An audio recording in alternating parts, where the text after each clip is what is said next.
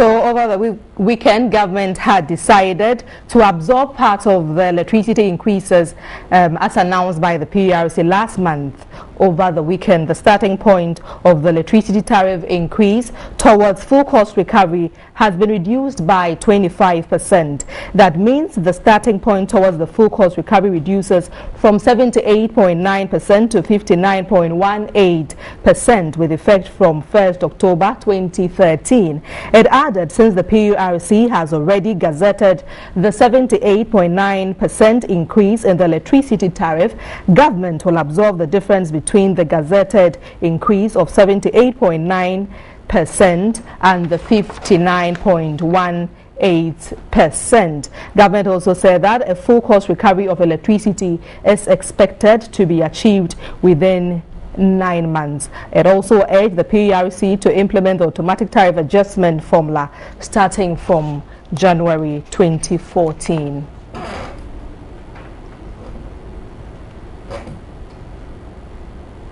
And we have in the studio Mr. Benjamin Mingo. He is the executive board member of the Federation of Labour. Good afternoon, sir. Good afternoon, madam. All right. You were very much against the mode in which the TUC was trying to press home its demands, that is asking for a downward review of the utility tariff.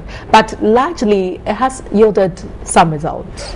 Thank you very much. I think that our point of disagreement with the TUC was as a result of non-involvement of the other partners in organized labor structure, as to the point where discussions had gone on for a long time and then decisions have been made.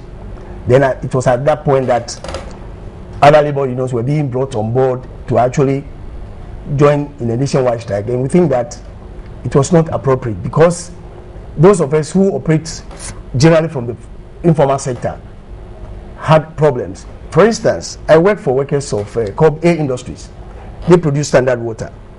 Now, this is their peak season. So if you ask those workers to stop work, it means that the management itself is going to face problems. And some of these things, we think that were not appropriate.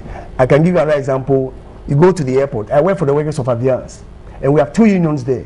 The TUC have the junior staff, and we manage the senior staff.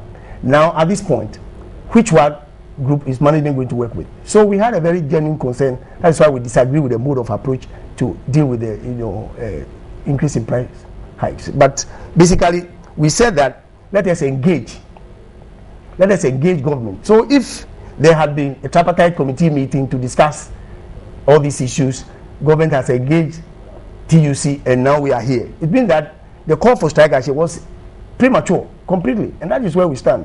And we don't think that we were against anything. We just decided that there's enough room for us to discuss than to go on strike. That's what happened. But you were in agreement that the utility tariffs needed to be reviewed. Well, we had not said that the tariffs are okay for Ghanaians. We had not said that. In fact, as I speak to you, I owe water. So what is your exact position? What would you want government to do? Well, if you look at our press statement of 7th October, we stated that government should take measures actually to deal with the impact of the hike in prices. So we didn't want to go on strike, but we said we should engage government, and that's exactly what we said. This is the statement that we made 7th November, and in it you can see decision. DFL is unable to commit its members to joint action by copies of this press statement. We urge affiliate unions to advise their workers. We are saying that government should consider the public outcry and take practical measures to mitigate the hardship. Pure and simple. So it was government's intervention. I can tell you that this 25% absorption is a political intervention. It has nothing to do with the PURC because technically they have not reduced their prices. All right, so let me ask you, do you think that government's absorption of the electricity tariffs is sustainable? Well, I have my doubts. We all know that government owes VRA huge sums of money, which measures have not been taken to pay. Now, if this intervention had come with a roadmap that this is how government is going to raise the money, this is how it's going to pay the services, then we'll be sure that yes, there's a sustainable arrangement to deal with this thing. But as you speak now, it was just an intervention, and for that one, we are yet to see how government can sustain it. So what do you think is going to be the effect of all of this on government, particularly in relation to the PURC as the mandated body to, you know, fix the prices? I foresee a situation where the PURC, I believe by that they may be engaging in some kind of crunch meetings to analyze the effect of the intervention and see the impact it will have on their work, because they are mandated by law to fix these tariffs. Now, if there's a shortfall, then they need to go straight at it and make sure that they get the money, pay the provider, so that at least we'll get a reliable and sustainable, you know, provision of service. This is the issue, and I'm hoping and praying that government will stand by its own words, because I can't see how the PURC can actually function effectively. In fact, it cannot even sanction the providers if they fail to provide reliable power. They can't sanction it because they will owe them. They will have a backlog to pay. And if you are not paying, why are you demanding something from me? So it is a challenge. But I believe that as a country, we need to develop holistically. So we should move away from this, you know, politics of this, that, to see where we are going. Because if private, you know, investors are to, you know, join the investment in the power supply, they will think twice before they come. They will think twice. And I think that as a country, we need to sit up again and see how best we can develop our country. The TUC is proposing that in the long term, we should adopt the automatic tariff adjustment.